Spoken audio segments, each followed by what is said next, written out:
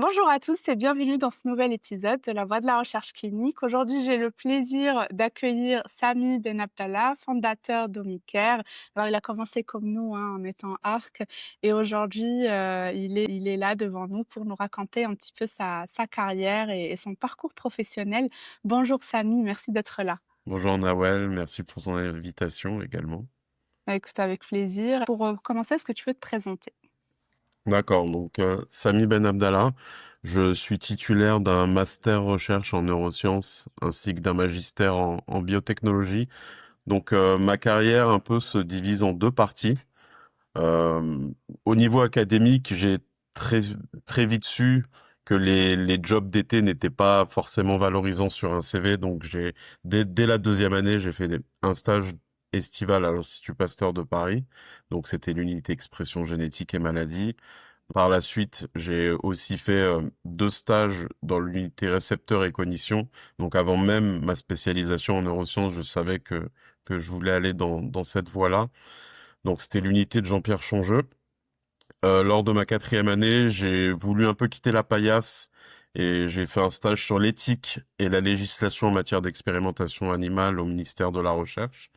Donc avec justement un ancien professeur d'université que j'avais continué de côtoyer et il m'a accepté dans ce sens-là. En cinquième année, j'étais à l'hôpital Sainte-Anne, donc c'était de l'épileptologie principalement mon stage de cinquième année.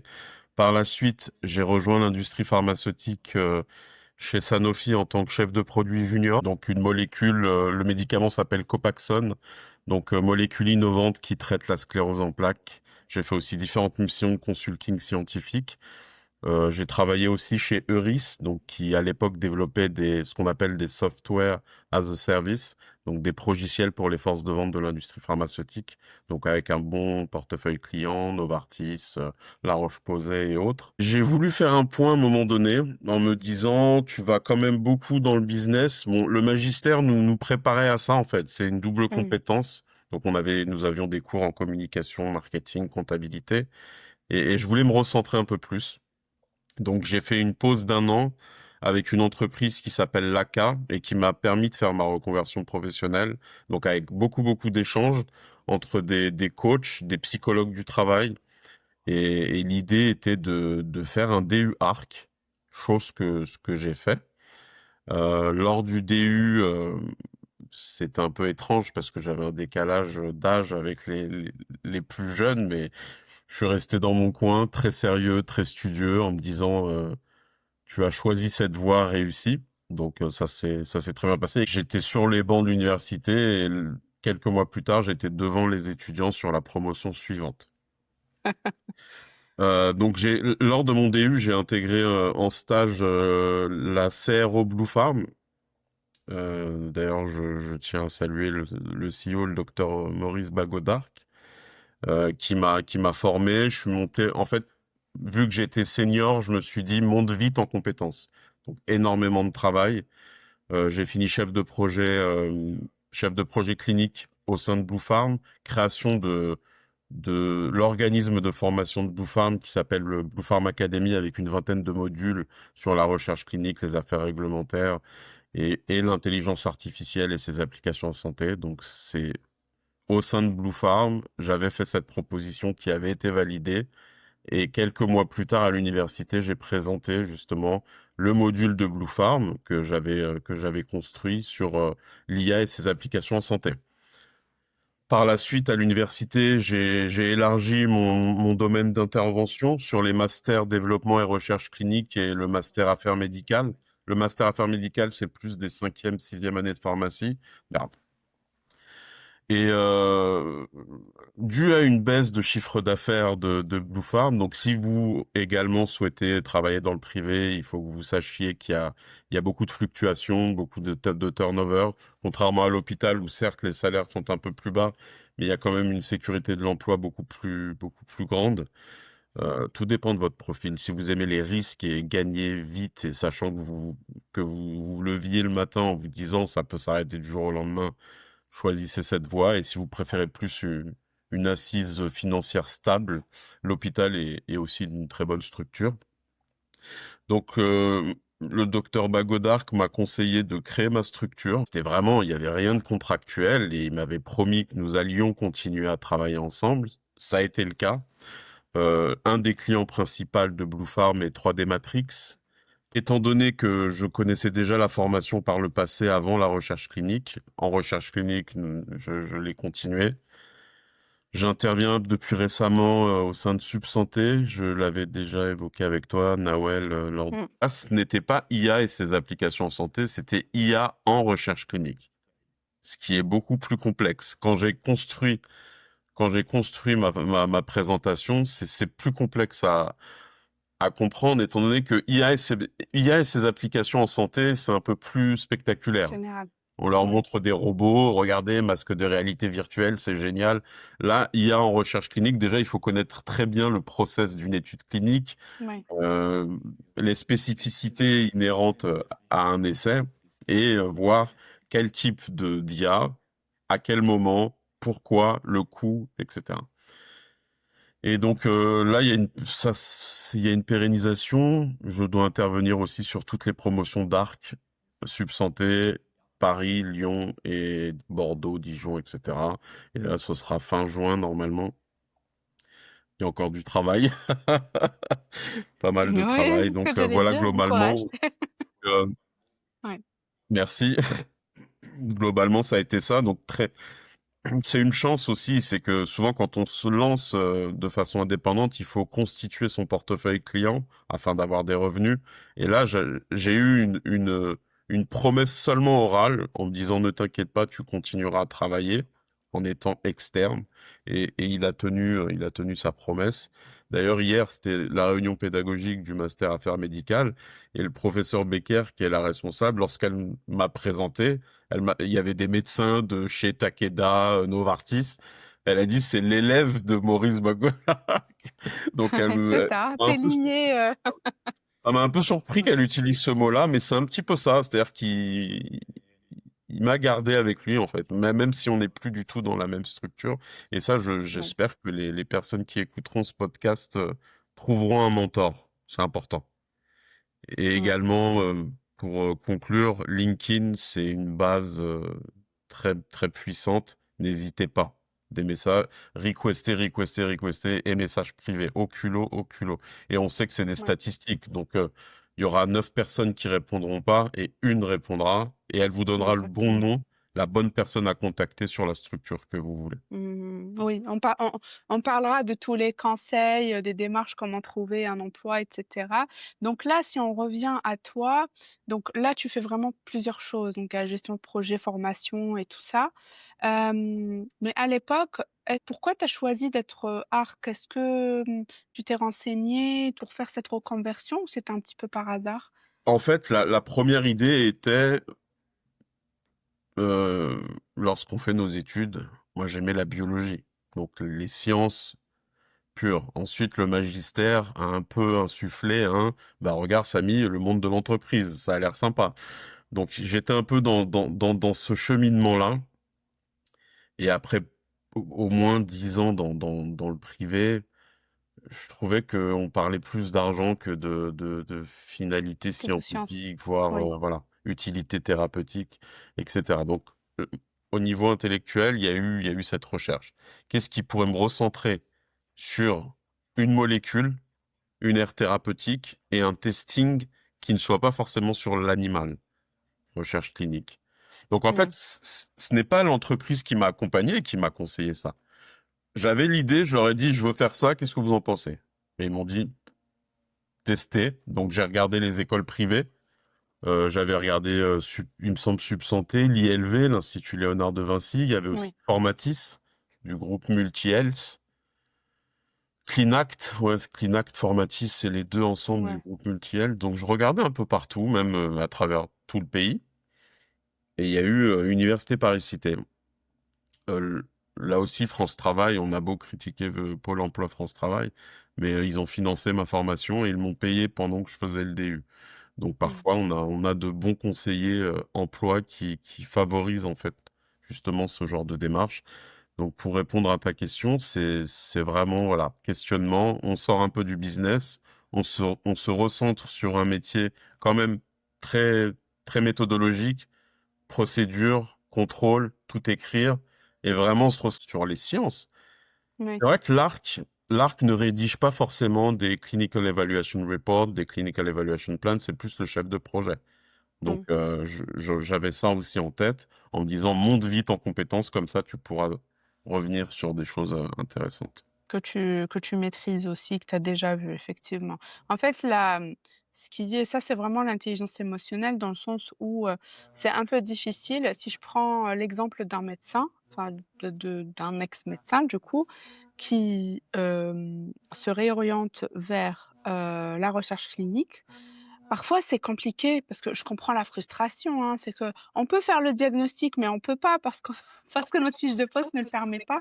Donc il y a cette frustration-là. Il y a des personnes qui ont cette justement, logique et cette intelligence émotionnelle pour se dire: «Bon OK, là je n'exerce pas en tant que médecin ou en tant que pharmacien ou voilà, je respecte ma fiche de poste, mais j'essaye d'apporter un plus», sans forcément être dans vivre cette frustration ou vivre la chose, négativement. Par exemple, toi, tu t'es dit: «OK, moi j'augmente, je monte en compétences, je travaille et tout ça, je fais avancer les choses, je propose et tout ça», mais sans forcément se dire: «Ah non, moi j'ai fait plus que ça, mon poste précédent était chef de je ne sais pas quoi», donc tu pas gardé forcément uniquement cette posture-là, tu t'es remis à zéro et tu as accepté ça et tu as continué, donc c'est ça en fait, c'est une question d'état d'esprit.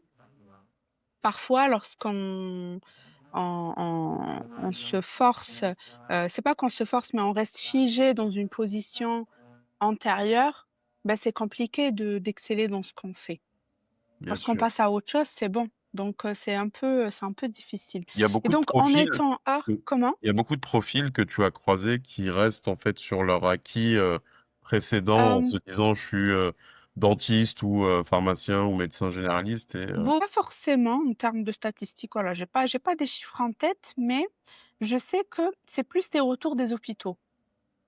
Il y a même qui sont arrivés alors j'aimerais pas faire peur, hein, à tout le monde, c'est pas ça dépend vraiment des centres, mais il y a même des centres qui vont aller jusqu'à se dire: «OK, pour le prochain poste d'arc hospitalier, moi je veux pas prendre de médecin parce qu'il va me prendre la tête», voilà. Donc en fait, ça dépend vraiment et dans la majorité des cas, ça se passe très, très bien. En tout cas, moi, ceux que je forme, que j'accompagne, j'ai aucun souci. Dans la majorité des cas, c'est des vétérinaires, pharmaciens, qui ont fait plusieurs post-doc même, donc des docteurs en biologie, biochimie, des médecins et tout ça, qui arrivent, très bien à intégrer la recherche clinique facilement, le milieu professionnel et sans forcément avoir bon après on creuse pas, hein. Après malheureusement, tu as vu, il y a plusieurs étudiants, donc tu peux pas forcément ouais, garder le lien avec tout le monde et savoir comment ça se passe en détail. Mais voilà, ça se passe bien, pour la majorité d'entre eux, mais ça existe. Il y a certains où, bah, soit c'est une question d'ego, c'est une question de je ne sais pas, mais ça arrive, mais ils sont pas majoritaires heureusement. Voilà, alors tu es resté ARC pendant combien de temps? ouais, je dirais un an. Qu'est-ce que tu as apprécié le plus? Qu'est-ce que tu aimais le moins dans le métier En fait, d'ARC? chez Blue Farm, j'ai été challengé dès le stage. Ils m'ont dit, c'était pas Tiens, vraiment, débrouille-toi. non, non, c'était pas vraiment sélection des sites investigateurs, détermination des critères d'inclusion. Ça n'a pas été ça, et on me l'a reproché. C'est-à-dire que je parlais avec Alexandre Malouvier, qui est le directeur de l'innovation chez Icon, et Christophe Soyer, que tu connais. Mmh, Ils me l'ont dit, Samy, tu fais pas assez de terrain. Ils m'ont dit, tu es bon sur la théorie, mais va sur le terrain. Et c'est pour ça que j'ai fait ces 8 déplacements à Nantes. Donc, et chez Blue Farm, ça a été un peu ça. Ça a été un peu du consulting en recherche mmh, clinique. Donner mon avis, en fait. Parce qu'ils savaient déjà que j'avais un background. Donc, ça a été ça. Ça a été donc le promoteur principal de Blue Farm 3D Matrix, qui est une start-up japonaise, leur a dit, donc, des patients qui ont des chimiothérapies et des radiothérapies développent des mucosites buccales, donc des infections au niveau de la bouche. Est-ce que notre gel hémostatique peut être utilisé? Et là, c'est Literature Review Report, revue de mmh. littérature. J'ai passé presque 4 mois sur ça, des centaines d'articles en anglais, et ensuite mes conclusions, une centaine de pages en anglais et mon avis. Oui. Donc, le test était quand même, j'étais que stagiaire, donc j'aurais pu être lourdé. Si j'avais fait un mauvais travail, ils m'auraient dit au bout de 6 mois, merci monsieur, Au revoir. veuillez trouver, veuillez trouver un autre poste. Et après Ouais. voilà. Et le promoteur s'est dit, euh, parce ils l'ont su quand même qu'il y avait un petit nouveau qui avait fait une charge de boulot de 4 mois non-stop tous les jours. Bah, avec les formations en interne que j'avais, mais j'étais vraiment principalement sur ça. Donc là, sur la première année, par la suite, idem, plus du consulting en recherche clinique. Donc c'était du benchmarking des acteurs présents en reconstruction osseuse. Donc déjà, je devais faire... Et là, c'était pas un rapport PDF, c'était PowerPoint. Donc il fallait aussi travailler la Ouais. forme. Et l'idée, c'était, pensez-vous que ce soit pertinent que nous rentrions sur ce marché-là? Et là, j'ai répondu non. Parce qu'il y a déjà de très grandes entreprises très bien implantées. Et je leur ai dit, à moins que vous vous associez avec une grande structure en leur disant, on va rajouter un peu notre gel en plus et ça peut être bien. Et après leur décision stratégique, elle regarde le promoteur et l'industriel. Mhm. Il fait ce qu'il en veut. Donc ça a été ça. Mais vraiment, en termes de recherche clinique pure, c'est depuis les déplacements sur Nantes. Là, on est sur de la recherche clinique avec de la data extraction, remplissage de CRF, interaction avec les investigateurs principaux. Il y a même un épidémiologiste avec qui on a travaillé parce que les logiciels hôpitaux parfois bug. Donc, il y avait aussi un peu cette mise au point. On a une data analyst qui est aussi, faut être en mesure de comprendre ce qu'elle fait, de nous briefer sur ce que l'on doit dire. Mais là, j'avais déjà un niveau de chef de projet. Et c'est ça Mhm. aussi, c'est que des fois, quand je regarde les profils LinkedIn, je vois pendant 6 ans arc, 3 ans chef de projet, et après, et mon profil est un peu atypique. C'est-à-dire que j'ai pu monter vite parce que déjà j'avais de l'expérience. Et C'est que, ça. et que C'est je me, que oui. c'est vrai que parfois, euh, il y a plusieurs personnes, quand je parle des étudiants par exemple, parce que moi je fais les simulations d'entretien, c'est-à-dire je les prépare pour intégrer, pour aller faire leurs entretiens, pour intégrer le milieu professionnel, pour la recherche d'emploi, etc. Et en fait, tu as des personnes avec un beau background, avec je ne sais pas combien de postdocs qui ont fait plus d'études que moi, ok, et qui sont là, qui appuient sur un bouton, elles ont tout supprimé, mais tout, Pendant aucune l'entretien. valorisation, oui, aucune valorisation de ce qu'elles ont fait. Et je dis, mais attends. Ça, tu peux le vendre. Alors, moi, je parle de vendre, c'est pas réducteur, c'est que se vendre, se valoriser, voilà, c'est un peu, c'est comme un business, j'ai envie de dire. C'est que tu valorises tes compétences, tu les vends, voilà. Et donc, j'ai dit, OK, tu peux te vendre en disant ça, en disant ci, tu peux reformuler ça, et ils sortent avec, ah ouais, ouais, bah oui, oui, parce que j'ai fait beaucoup de choses. Ah ben oui. Donc, il y a beaucoup de personnes qui minimisent. C'est pas qu'elles minimisent, elles se disent, OK, c'est pas compatible. Moi, j'ai fait ça n'a rien à voir avec le métier d'arc, donc c'est pas du tout compatible. Alors que l'idée, c'est vraiment de trouver des liens entre, c'est-à-dire prendre une compétence qu'on a déjà. Par exemple, toi, tu avais des compétences que tu avais déjà dans la chefferie de projet qui sont transférables au métier.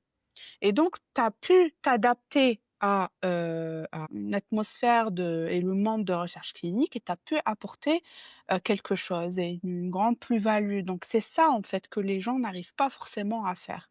Et parfois, même pas forcément que des étudiants ou des juniors, parfois même des personnes expérimentées qui veulent passer d'un métier à un autre, elles n'arrivent pas parce qu'elles restent scotchés dans leur position. Pareil, j'ai un autre exemple d'une personne, tu sais, parfois, je ne sais pas si tu as pu voir, parfois je mets un peu une sorte de tirage au sort pour hop, aider une personne à trouver un emploi, Sur voilà, LinkedIn, l'aider tu fais ça pratiquement, ou sur oui, le... sur Ouais, LinkedIn. j'ai vu, Et ouais. je l'ai fait, je crois, 2 fois, 3 fois, voilà, faut que je refasse une. Mais là, c'est l'été, ça y est. Je savais pas que tu faisais les simulations d'entretien, c'est très bien. Si, ouais, si, c'est C'est ce que je très fais très bien. principalement, revue des CV, enfin, c'est vraiment l'insertion pro. Et donc, cette personne-là, elle a une multicasquette. Donc, elle a fait beaucoup d'hospitaliers et c'est, tu sais, le type de d'hôpital qui fait promotion, Ouais, promoteur et investigateur. promotion Donc interne. elle a touché un petit peu tout. Et en gros, elle fait trois postes en un, en fait. Elle fait chef de projet des RCI, elle fait coordinatrice d'études, elle fait arc hospitalier, elle fait tout. Elle veut passer juste chef de projet. Lorsqu'on a fait cet exercice-là, elle ne parlait que d'hospitalier. Elle n'arrivait, pourtant, elle travaille en tant que chef de projet aussi à mi-temps, mais elle n'arrivait pas à se détacher. Donc parfois, c'est comment on tourne la chose et comment on valorise, comment on explique à la personne qui peut-être elle voit le CV, elle dit bon, ok, ça va, je vais tenter, mais en parlant avec toi, elle va se dire, ah ouais, ok, c'est lui qu'il me faut. Il faut. Donc, c'est un peu ça parfois, et toi, t'as su utiliser ça en ton avantage, et c'est pour ça que tu as ce profil-là atypique et tu as pu évoluer rapidement. C'est vrai qu'on le voit pas souvent, hein, c'est possible, mais j'aimerais souligner à nos auditeurs que c'est rare aussi. On, on voit pas ce profil-là souvent. Et donc, Juste pour là, vu oui, qu'on est sur le cognitif, le psychologique, quand j'avais la vingtaine, très, très orgueilleux, j'étais. Donc, sûr de moi, je me suis pris des murs et on apprend de ça. Mais vraiment, hein, que ce soit vraiment, surtout dans le monde de l'entreprise, il faut vraiment faire attention à ce que l'on dit. Il faut rester mm, neutre. Il faut travailler. Seul le résultat de votre travail comptera. Après, oui, oui, il y a toujours du parasitage, mais ça peut être géré. Ça peut être géré. Mais voilà, c'est aussi parce que j'ai su corriger mon caractère mm, que il faut savoir rester discret et quand il le faut, savoir se vendre et défendre ses convictions sur le travail que l'on réalise. Mais bon, oui, bien sûr. Et donc là, ton passage d'arc, donc tu es resté un an arc, et ensuite, comment ça s'est passé t'es passé arc manager ou chef de projet directement? en fait, j'ai fait, Oui, ça a été arc junior 6 mois, arc un peu plus senior 6 mois ok, et chef de projet 1 an et demi. ok, Chef de projet 1 an et demi. Ah oui, je peux évoquer ça sur la chefferie de projet. Un autre client de Blue Farm, Biodenacare, donc qui commercialise un DM-Div, donc biomarqueur sanguin sur les cancers du poumon non à petites cellules, et je devais budgétiser. Donc là, on est sur de la chefferie de projet. mm, Budgétiser et proposer un design d'études cliniques. Normalement, c'est le promoteur qui sait à peu près son design. Il travaille oui. avec la CRO. Et là, les équipes de Blue Farm m'ont dit, bah, Samy, propose-leur un design. Donc, vous voyez, ça a été vraiment vite. Et je cherche, en fait. C'est quand on est face à son bureau, on réfléchit, on Donc pose tu des t'es questions. auto-formé, C'est voilà, ça. bon, il faut poser des questions bien sûr, mais tu t'es un petit peu, t'étais curieux, tu cherchais un petit peu partout C'est pour avoir ça. la réponse. C'est ça. Et l'avantage aussi, c'est que vu que la reconversion professionnelle était récente, tout était frais encore dans ma tête, les concepts Oui, théoriques. Donc tout ce qu'on avait avalé lors du diplôme, c'était encore frais. Donc j'étais encore dans la dynamique de bon, il souhaite faire ça, il faut trouver un comparateur, euh, le gold standard, ce qu'on appelle dans au niveau des termes. Donc, mais vu qu'en fait sur Biodenacare, c'est des chercheurs académiques, donc qui ont beaucoup travaillé sur la souris, le rat, etc. Ils sont à fond dans les sciences. Ils disent, ah bah attendez, on revient vers vous. Et après, j'ai quitté Blue Farm. On n'avait toujours pas débuté l'étude clinique. Et ils ah ouais. disaient, et notre DMDiv, est-ce qu'il peut être remboursé? Donc après, il fallait contacter la HAS. Ça aussi, j'étais un peu en lien avec la HAS. Et ça a pris énormément de temps. C'est dommage, parce que Mmh. j'aurais pu là participer, au moins au début de l'étude clinique. C'est vrai que lorsqu'on quitte, je le vis aussi, hein, c'est-à-dire, il y a des projets, plus des investigations cliniques là ces derniers temps, que j'ai laissé un peu comme ça sur le feu. On attend les autorisations, on attend, et voilà, quand tu façonnes tout avec l'équipe et après tu laisses, tu es toujours curieux d'en savoir plus effectivement. Et donc est-ce que tu avais ce poste de chef de projet dans le collimateur dès le début? Tu t'es dit au début de ta formation en disant, bon, ok, moi, je veux être chef de projet, ou c'était juste par hasard? Avec toute honnêteté, non. pendant ma reprise d'études, je me suis dit étape par étape. Mmh. Si tu dois rester X temps arc, c'est déjà bien. Et c'est vrai que les autres étudiants, il y avait des PhD, des anciens ingénieurs et des masters en bio, ils voulaient tous être chefs de projet. Et je leur disais, mais on n'a même pas encore commencé d'être arc. Et ils voulaient tous être dans le privé. Et je leur ai dit, on n'a même pas encore commencé le stage. Vous voyez, enfin, je sais pas si tu vois, Ouais, ouais. j'étais vraiment en décalage et je disais rien. Ah bon, tu veux faire ça? C'est bien, d'accord. Je ne disais rien. Et C'est ça, ça, c'est voilà, que c'est la jeunesse, oui, ils se disaient, je veux ça, je veux être dans le privé, je veux être chef de projet. Mais passe déjà ton diplôme. c'est On ça. voit après ce que tu peux négocier derrière. C'est Donc, vrai. C'est oui. vrai que par méconnaissance, moi, je trouve, tu me dis ce que tu en penses avec le recul, mais par méconnaissance, on cible, c'est-à-dire que dans la formation, ça serait bien de parler de tous les métiers, même si c'est la liste, même si la liste n'est pas exhaustive, c'est pas grave, mais parler de plus de métiers que ça et pas uniquement de, OK, arc, chef de projet, arc hospitalier, investigateur, machin, rester là, on peut plus rester basique. On est arrivé à un stade où, il y a plusieurs possibilités, il y a de plus en plus de formations. On n'est plus à juste formation, arc simple. Là, on a chef de projet, on a biostat, on a méthodo, on a des masters aujourd'hui. Avant, il n'y avait pas de master. En tout cas, moi, j'ai commencé, bon, ça fait pas un siècle hein, que je suis dans la recherche clinique, ça fait que 8 ans, mais quand même, euh, il n'y avait pas de formation chef de projet. Là, c'est tout récent. Bah là, Subsanté, c'est la première promotion. C'est ça. Et je crois que l'ILV qu'ils font aussi, J'ai pas mais c'est regardé. tout récent aussi. Ça date pas d'il y a 10 ans. Donc voilà, c'est là où ça commence à. Donc, je pense qu'il y a d'autres formations aussi, mais je pense que ça serait bien qu'ils généralisent un petit peu plus pour montrer que, OK, il n'y a pas que ce chemin-là à avoir. Maintenant, est-ce que tu as eu un plan d'action? C'est-à-dire, je t'ai dit, OK, il faut que je reste minimum arc dans cette structure. Est-ce que tu as eu un plan d'action ou c'était juste te former, tu t'es basé sur la formation, la curiosité, j'imagine, puisque tu as avancé vite. En fait, je suis conscient que mes limites actuelles, c'est participer au process de l'étude. Mm, Moi, j'étais dans différentes parties très spécifiques sur tel sujet précis. C'était surtout du consulting.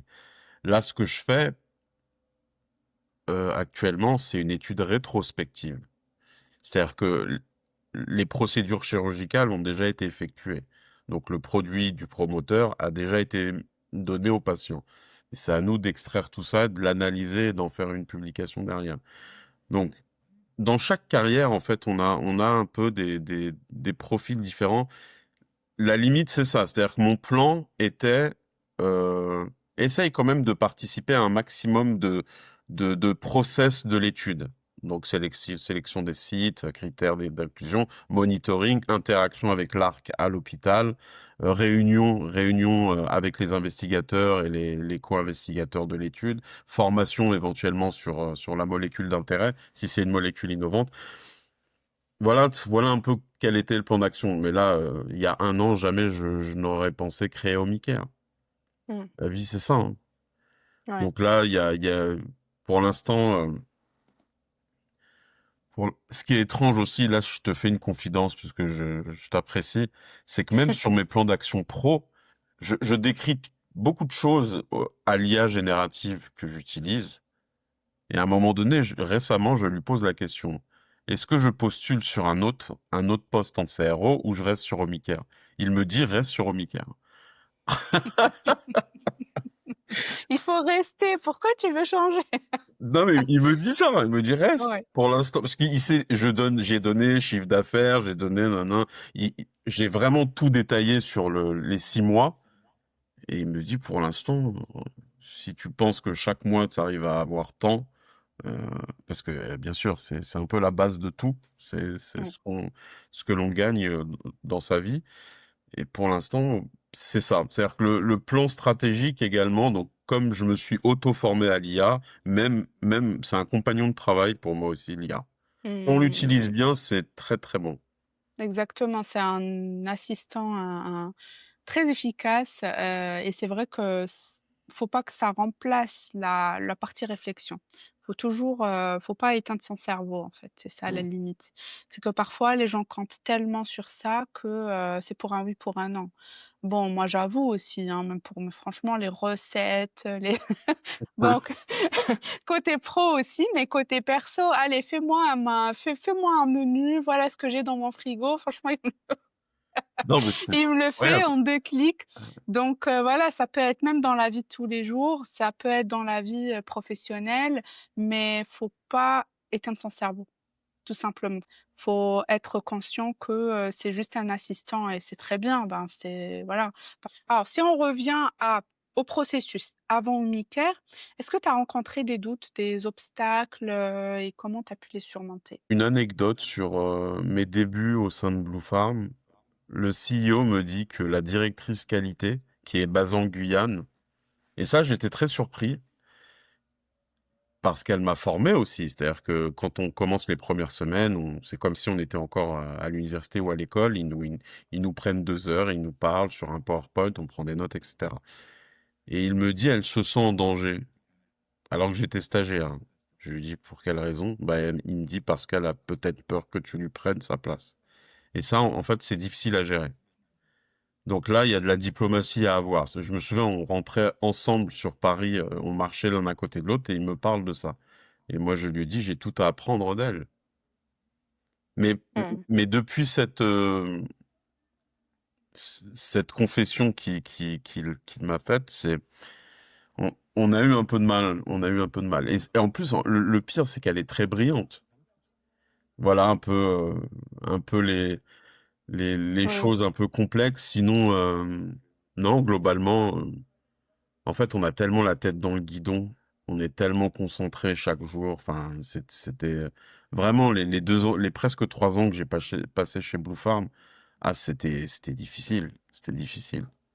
Mais Oui, c'est ça, ouais, c'est vrai que c'est intense, hein. C'est des métiers vraiment, voilà, on est facilement sous l'eau. Là, si on arrive au moment présent, au MICARE, est-ce que tu peux, expliquer en quoi consiste ton poste? Qu'est-ce que tu proposes, via Omnicare? C'est quoi Omnicare? Voilà, tout ça. Alors, Omnicare est une structure à échelle humaine, étant donné que je suis en indépendant, mais je ne voulais pas. Je regardais, voilà. Là aussi, c'est une très bonne question. Et là, je te donne mon ressenti. Lorsque je voyais les profils LinkedIn et que je voyais Arc freelance, chef de projet freelance, ça me faisait un peu tiquer. Je me disais, je me suis dit, Ça te met dans une case. crée une marque. Ouais, Quitte à ne pas dire que tu es tout seul. Ouais, tu vois, là, c'est aussi de la stratégie. Parce que ouais. s'il y a un échange ensuite, et il me semble de mémoire, on en a discuté à la GRC. Si un promoteur ou une startup biotech, medtech me dit, mais au Omicare, vous êtes combien? Tout de suite, l'idée, c'est de dire, bah, Omicare fonctionne en coopétition, c'est-à-dire on collabore avec des CRO, donc normalement, c'est des concurrents. Mmh. Stratégiquement, ce sont des concurrents, mais la coopétition, c'est lorsque plusieurs CRO travaillent de concert pour un promoteur. Donc ça, je peux le défendre. C'est-à-dire que je peux dire, s'il y a une grosse étude et qu'il faut 2 biostatisticiens, un data manager, 2 chefs de projet, ça peut se reconstituer. Et Ouais, d'où l'importance du réseau qu'on exactement. a évoqué au début de l'échange, c'est qu'il faut savoir à un moment donné trouver les bonnes personnes. Donc là, c'est au cas où grande étude clinique, ce qui n'est pas pour l'instant l'actualité d'Omicare. Pour l'instant, on continue l'étude rétrospective au centre hospitalier de Nantes n'est pas terminée. Je continue sur ça. Ce sont des missions aussi fatigantes mais intéressantes. Le volet formation, donc on l'avait également évoqué, donc l'université Paris-Cité, donc master AM, DRC, DU Arc. Et en fait, vu que le professeur Becker, ça aussi, les gens aiment bien au niveau du travail lorsque vous êtes reconnaissant. Je lui ai dit, ma loyauté va avant tout envers vous. J'ai dit ça au professeur Becker parce qu'elle l'a su que que j'ai été recruté par Subsanté également. Et je lui ai Oui, dit, parce qu'elle a elle Subsanté, a elle a une formation et voilà, c'est vrai qu'ils prennent mal un peu le fait bah, de j'ai pris ouais, les devants. C'est-à-dire que Ouais, avant tout, je lui ai envoyé un mail en lui disant en toute transparence, moi, elle a dû le voir sur LinkedIn, mais je lui ai envoyé un mail en lui disant ça, et je lui ai dit ce que je fais pour Subsanté. Euh, mmh, et elle m'a dit, bah, ce que tu fais pour Subsanté, tu viens le faire chez nous. Fais plus de sous, c'est bien. c'est ça, c'est ça. Mais c'est vrai que, c'est normal. C'est normal d'avoir des je pense que s'il y a pas de concurrence, voilà, ça n'a aucun sens. Mais pour moi, les formations se valent toutes. Je parle vraiment formation ARC. J'avais écrit un article sur ça il y a un moment, c'est, comment choisir sa formation et cetera et justement je parlais de ça, c'est que pour moi toutes les formations se valent. Maintenant ça dépend de la personne, de la zone géographique, du est-ce que, elle veut, bon là le stage il y a ceux qui mettent stage pas obligatoire, mais moi j'ai envie de dire que c'est obligatoire partout parce que si on fait pas de stage, voilà, c'est une opportunité au contraire, hein, c'est que 6 mois, c'est vite fait. Donc ça dépend du prix, donc de notre budget, ça dépend de beaucoup de choses. Elles se ressemblent plus ou moins toutes. Maintenant, la réputation dépend des profs, de l'organisation, du contenu, de beaucoup de choses. Le fait de donner formation là et donner une autre formation ailleurs, c'est pas une question de tromperie, j'ai envie de dire. C'est que s'il y a pas de clause d'exclusivité, je Ouais. pense qu'il y a pas de souci. À partir du moment où tu respectes, tu as signé un truc de confidentialité et tu respectes ce que font les autres, tu vas pas extrapoler et prendre le programme de l'autre côté. Tout simplement, je pense avec un minimum de conscience professionnelle. Maintenant, si c'est la même formation et c'est voulu que ça soit mis, dans les 2, ben, ça c'est autre chose. C'est au bon vouloir de l'école, mais voilà. Tu as bien fait d'être transparent parce que ça peut vite être vu comme, une «trahison» entre guillemets, Enfin, alors que mais ce n'est pas le cas. c'est intéressant ce que tu dis parce que ça s'est fait un peu étrangement. Moi, de mon côté, je faisais ma démarche. Mmh, En fait, la directrice de Subsanté avait liké un post que j'avais fait, on n'était même pas en contact. Et je me suis dit, qu'est-ce que c'est que ce truc Élysée Éducation Subsanté. Donc moi, curieux comme je suis, je clique et je vois un peu tout ça. Donc je l'accroche, je lui dis, ouais, je suis à l'université, je fais ça, est-ce que... Ça sur LinkedIn, hein, c'est même pas par mail. Et elle me donne le contact de la directrice pédagogique. Et c'est avec elle que ça s'organisait. Et ce qui est un peu étrange, c'est que euh, il y a une personne qui travaille chez Thermo Fisher Scientifique qui intervient à l'université. Et il m'a dit, viens à Subsanté, donc en même temps, et il me dit, développe ça chez Subsanté. Et je suis sûr que ça, il l'a pas dit au professeur Becker de l'université. ouais, Donc, j'aurais pu dénoncer et dire, bah, c'est lui qui est... Mais j'ai rien dit. J'ai juste envoyé un peu à la patronne, voilà ce que je fais chez eux. Ma mmh, loyauté, elle est pour vous. Et elle me dit, bah, en gros, elle me dit, bah, si ta loyauté envers nous, ce que tu fais, en fait, c'est une spécialisation en plus sur l'IA qui oui, dure 3 heures et demie. Et elle me dit, au mmh, lieu de faire 3 heures et demie, tu feras toute la journée. Mais ils vont être KO. C'est-à-dire que le matin, ce sera IA et application en santé. Après-midi, c'est IA en ça, recherche clinique. c'est Donc, intense, elle ouais. me dit, maintenant, tu fais toute, Ouais, ouais. Non, en tout cas, c'est intéressant. Est-ce que, tu peux nous donner un peu les avantages et les inconvénients de ton métier actuel en tant que consultant? l'avantage, c'est que nous sommes notre propre patron. L'inconvénient, et ça, c'est vraiment une spécificité, on va dire, un hard skills, donc compétence dure qui n'est pas donnée à tout le monde. C'est-à-dire que le salaire, il faut se le construire. Mmh, Je pense que tu en sais quelque chose et se dire, là, j'ai fait tant le mois dernier, il va peut-être falloir, voilà, donc se construire des objectifs de chiffre d'affaires mensuel. faut pas Non, faut pas flamber. Si on a une mission intéressante, ne pas la flamber en un soir. Non, non, ouais, faut au niveau financier, faut être beaucoup plus rigoureux. Mais c'est bien parce que le fait d'être encore plus rigoureux au niveau financier, c'est aussi une aptitude professionnelle.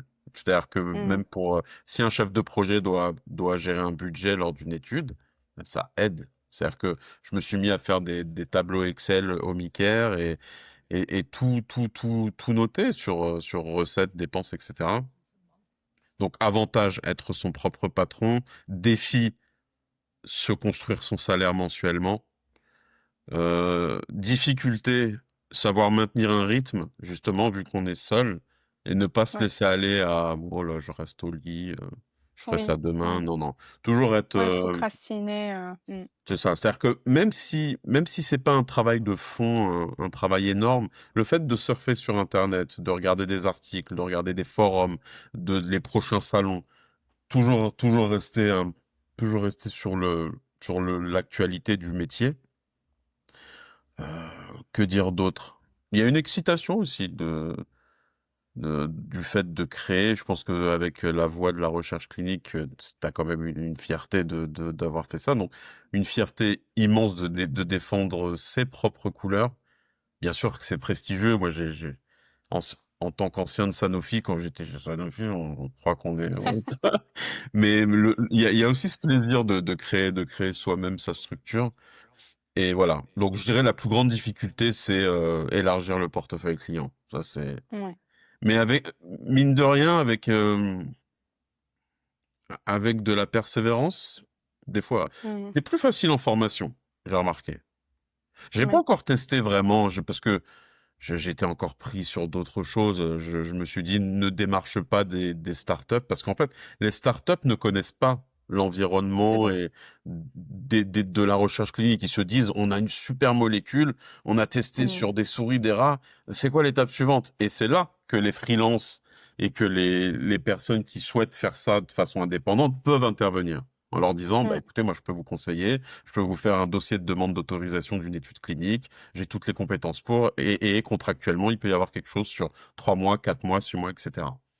ouais, Donc, je l'ai pas encore commencé, mais il y a aussi cette chose-là. Et pour finir sur l'indépendance, c'est quand même complexe. C'est complexe, c'est chronophage. Et mais il y a quand même beaucoup, beaucoup de plaisir de faire cela. Et ouais, c'est encore vrai. une fois, vu l'échange qu'on a depuis tout à l'heure, je reste jamais figé. Je me dis jamais au Mickey ou la mort. Non. Oui, oui. Si ça doit fermer, si je dois un jour vendre des tomates en Tunisie ou en Algérie, je le ferai. C'est ça l'état d'esprit. Tout à fait. C'est ça le changement d'état d'esprit que j'ai. Avant, c'était ouais, Mmh, il faut être au top. Non, mmh, tu fais ce que tu peux, mais c'est fais-le. ça. Surtout que c'est une question d'opportunité, donc il faut toujours, toujours laisser son esprit ouvert. Parfois, on s'attend pas à une chose, peut-être après juste une discussion, que juste comme ça, convivial, on crée une collaboration, on crée un projet, on crée quelque chose et donc voilà, on obtient un poste, donc c'est vrai qu'il faut toujours rester l'esprit ouvert, discuter, voilà, on peut pas savoir, comment ça va arriver. Là, selon toi, bon, c'est vrai que ta trajectoire, elle est assez spécifique, mais selon toi, d'après ce que tu as vu, hein, et ton expérience, quelles sont les options les plus accessibles après un post-doc? Après un post-doc junior? En fait, on a le chemin classique, on a senior, junior, senior, ARC manager ou ARC lead, ou ça a 36 000 appellations, Ouais. coordinateur d'études, voilà. Et on a chef de projet. Mais est-ce qu'il y a d'autres chemins que les arcs peuvent prendre? On peut se spécialiser sur la qualité, donc chef de projet qualité ou directeur qualité. Également les audits pour des profils plus rigoureux quand même. Donc les profils qui aiment les chiffres, qui aiment la précision et pharmacovigilance également. Pour data manager et pharmacovigilance, j'imagine qu'il faut une petite formation Vaut, complémentaire. vaut mieux après en Oui. interne si c'est sur des. Je sais pas si à l'hôpital ils font ce genre de choses, parce qu'à l'hôpital ils ont Mm. des spécialistes en Il y a, pharmacovigilance, en data il y a management. des data. Moi, j'ai vu, mais c'est vraiment atypique. Quand j'ai commencé dans la recherche clinique, j'ai touché un peu à la pharmacovigilance parce que, tu vois, généralement, tu as le centre qui déclare l'événement, il le déclare directement au pôle pharmacovigilance, etc. Et nous, en fait, il fallait que le centre nous déclare à nous, Mhm. l'URC, pour qu'on envoie au labo ou pas. Donc, c'était un circuit assez spécifique, c'était une étude observationnelle, un gros, gros registre. Et donc, on avait une chargée de pharmacovigilance. mais qui était arc en même temps. Donc, elle avait la double casquette. On avait un petit peu tous une double, voire triple casquette, parce qu'on faisait arc moniteur, arc plutôt tech, hein, parce que c'était que de la saisie, faire des déplacements pour faire la saisie, pour aider les centres, parce qu'ils n'avaient pas forcément le budget et le Les ressources. personnel pour le faire. Il y avait beaucoup de données. Et il y avait chargé de pharmacovigilance, donc traiter la PV, voir si c'est bien, si c'est bien déclaré et ce qui est traçabilité interne et ce qui est à envoyer ou pas au labo, un truc comme ça. Donc, Donc ouais, ça, après ça arc, existe. pharmacovigilance possible. Ouais, ouais. Possible. C'est vrai qu'en interne, c'est spécial, c'est selon la demande, mais je pense Une petite qu'il faut quand formation. même une petite formation ouais, Ouais. pour le faire. Data Ok, management également, je pense. Mais ça doit pas être très long comme formation, hein. oui. Peut-être Je trois, ne sais 4 mois. Ouais, je ne sais pas s'il y a des petites formations vite fait comme celle d'Arc, mais j'imagine que ça existe. J'ai pas forcément les noms des écoles en tête, mais Ça voilà. doit exister, oui. Euh, et selon toi, quelles sont les compétences qu'un Arc devrait absolument développer Je pour finis juste sur la évoluer? question précédente. Dans le Ouais, dis-moi. réglementaire ou les affaires cliniques, donc surtout si l'ARC souhaite travailler dans les startups medtech et biotech, il y a possibilité d'avoir des postes là. Rentrer dans la formation également ou le consulting. Donc ça aussi, c'est une Hmm. opportunité. Moi, c'est vrai que je suis très privé. Je connais un peu Ouais, moins le public. Toi, tu connais mieux ok. le secteur public. Là, c'est aussi d'autres opportunités qu'ils peuvent avoir. Quelqu'un qui a de l'expérience en étant Arc, il veut devenir formateur parce qu'il aime ça. Allez, 100% formateur. Est-ce que c'est plutôt accessible ou c'est compliqué? C'est difficile. Je Hmm. me souviens avec Blue Farm, on communiquait sur des webinaires de présentation de certains modules. Voici notre catalogue. Nan, nan. Sur LinkedIn. Mais après, je pense que si ça n'avait pas accroché à l'époque, c'était peut-être le nombre d'abonnés Blue Farm de la page entreprise qui était peut-être pas très grand. Sur le site internet aussi. Il y en a, ils se débrouillent bien si le réseau permet en fait de connaître les demandes clients. Tout à fait, ouais. Moi, Euh, là, j'attends la rentrée en fait parce que sur le site internet d'Omicare, je me positionne sur l'explainable AI, donc l'IA explicable. L'inconvénient, en fait, il y a une limite sur ce que j'ai développé, c'est qu'en France, c'est encore très très très embryonnaire. ouais, Aux États-Unis, c'est déjà très très développé, mais ici, il faut encore attendre un peu, faut prendre son temps en fait. Mais mm, ça viendra. oui, ouais, je pense que ça viendra. Déjà, il y a vendredi, je ne sais pas si tu y seras alors c'est à côté de Dijon, il y a la première journée de l'IA générative en santé. Parce que généralement, on parle d'IA de manière générale. Donc en fait, on a, comme tu disais tout à l'heure, les robots, les machins, mais là, c'est l'IA générative uniquement en santé. Donc ça m'a intriguée. Je ferai un petit tour pour voir. Bon, un petit tour, c'est pas à côté, il faut Ah prendre ouais, hein, le train. il y a une trotte. C'est ça, c'est ça. Mais ouais, je ferai un petit tour. Je pense que je vais même, euh, j'espère, hein, pouvoir interviewer des personnes. En tout cas, ils sont OK pour que je le fasse. Et voilà, je vais essayer de partager un peu mes retours sur ça, où est-ce qu'on en est, et voilà. Mais c'est vraiment C'est bien. IA générative en santé. Toujours pas forcément uniquement en recherche clinique, mais ça peut être intéressant et c'est un début parce qu'on n'a pas ce type de journée qui se fait. Donc voilà, ça avance petit à petit, C'est la timidement, meilleure. mais ça avance. Alors, est-ce que pour se développer, pour bien évoluer en tant qu'arc, pour toi, quelles sont les compétences qu'un arc devrait absolument avoir? Donc la gestion de projet, donc savoir anticiper, planifier, coordonner et interagir avec différents acteurs. Hmm. Euh, Donc, communication. communication et également tout noter. Il nous disait souvent ça lorsque j'avais fait le DU, tout ce qui n'est pas écrit n'existe pas. Ça, il nous le répétait quasiment tous les jours. Donc Ouais, tout consigné par écrit, il nous disait même un bout de papier blanc, faites-le. Vous croisez un investigateur, vous sortez votre calepin, vous notez tout. C'est un peu les réflexes de l'arc. ouais, Donc on a parlé du volet com, l'esprit critique également, l'autonomie, donc savoir travailler seul, prendre des initiatives, résoudre des imprévus sur le terrain. Les connaissances réglementaires également, donc à renouveler, à actualiser et qu'elles soient solides aussi. Ouais, La maîtrise des outils digitaux, donc les TMF, CTMS, les CRF, etc. De plus en mmh, plus essentiel et de plus en plus présent, l'anglais professionnel également. Donc ça, c'est sur la théorie. Donc en pratique, donc savoir piloter des missions liées à des études cliniques, donc de la phase de cadrage jusqu'au suivi opérationnel. mais de manière générale, pour qu'un arc soit un bon arc, bon, tu as parlé de communication, tu as parlé de traçabilité, est-ce qu'il y a, une 3e compétence, que ça soit hard ou soft skill? Diplomatie. Ouais. J'ai entendu des anecdotes où des fois il y a des disputes énormes, non, Mmh. après la diplomatie, ça se travaille, ça. C'est vrai qu'on ne naît pas forcément avec. Si on a le sang chaud, on est méditerranéen, c'est mort. Faut travailler encore plus sur ça. Ouais, c'est vrai que ça s'apprend, hein, et beaucoup de choses s'apprennent comme, l'organisation. On a l'impression que c'est trop facile, pour certaines personnes, ultra carré, ultra organisé, voilà, alors que d'autres sont complètement mal organisés et puis, en fait, on peut être organisé dans son désordre, hein. Moi, à un moment donné, c'est vrai que, j'ai changé plusieurs fois ma façon de faire.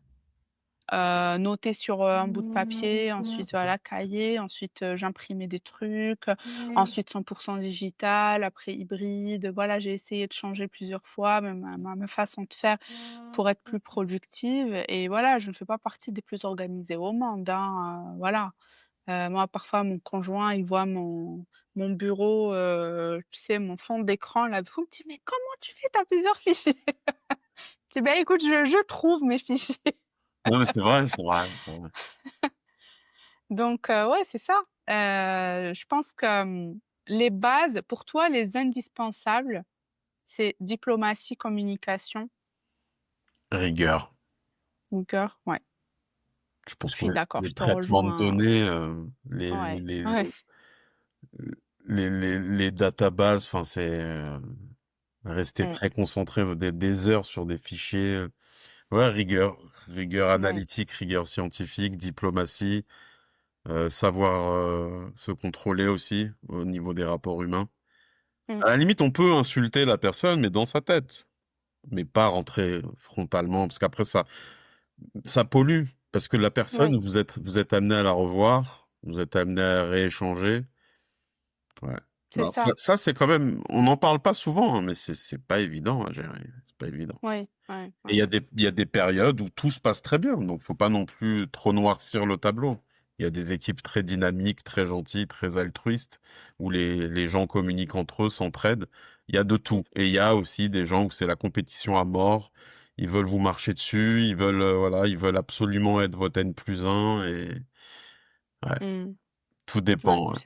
c'est vrai, Et aussi se dire, on peut changer de structure. Souvent, les personnes se disent, ah, c'est horrible, j'ai perdu mon travail, mais c'est plus comme il y a 20 ans, 25 ans. Avant, les gens faisaient 35 ans de carrière dans la même boîte. C'est plus oui, du tout ça. mmh, Si on mmh, le sait, on peut changer. c'est vrai. C'est vrai qu'il y a toujours cette peur, alors je ne sais pas,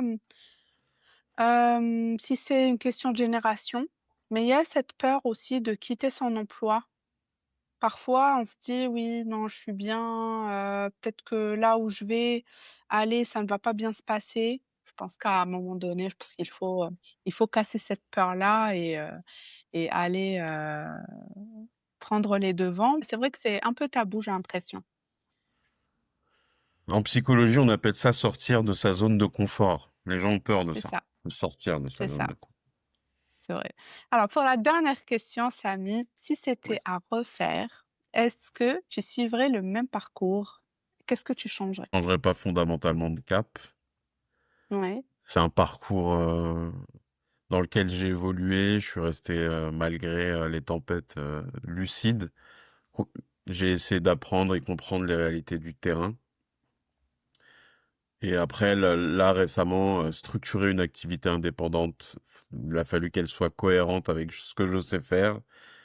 Sans cesse réactualiser mon site internet, aussi communiquer beaucoup sur LinkedIn, histoire de faire du bruit. Donc faire du Mmh. bruit numérique, c'est une expression que j'aime bien.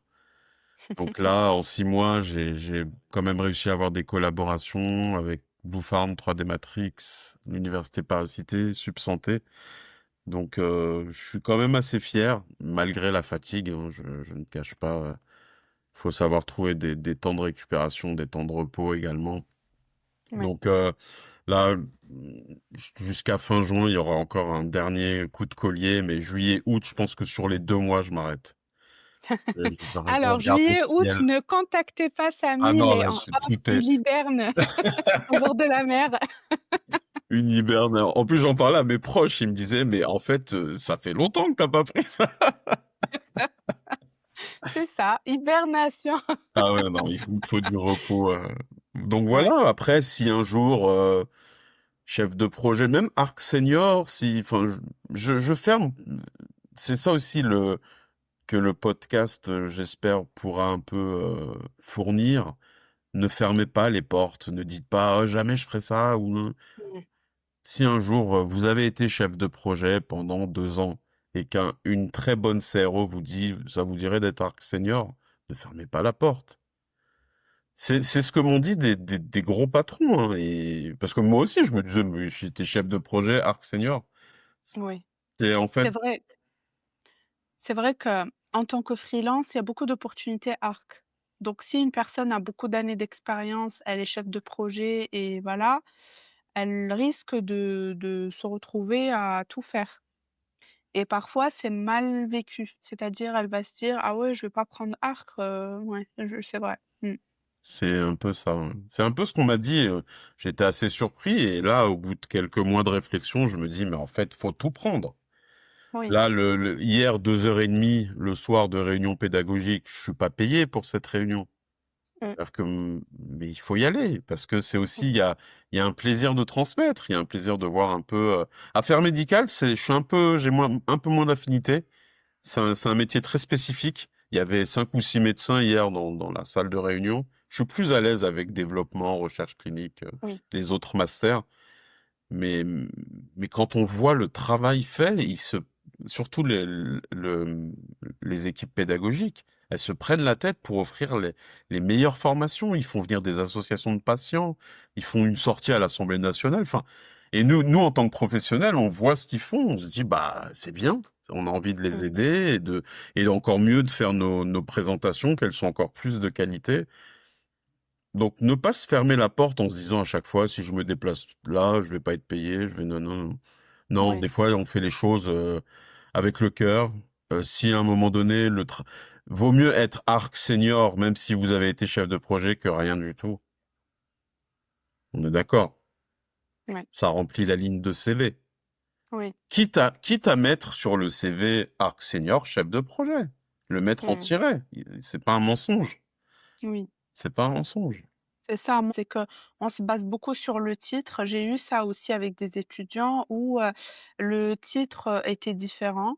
Enfin, c'était, je dis n'importe quoi parce que c'était hors, recherche clinique, mais par exemple, c'est comme si un ARC, manager va faire des choses de chef de projet. Par exemple, il va gérer le budget et tout ça, mais il se retrouve dans un poste de chef de projet, mais sur une grille d'ARC manager, par exemple.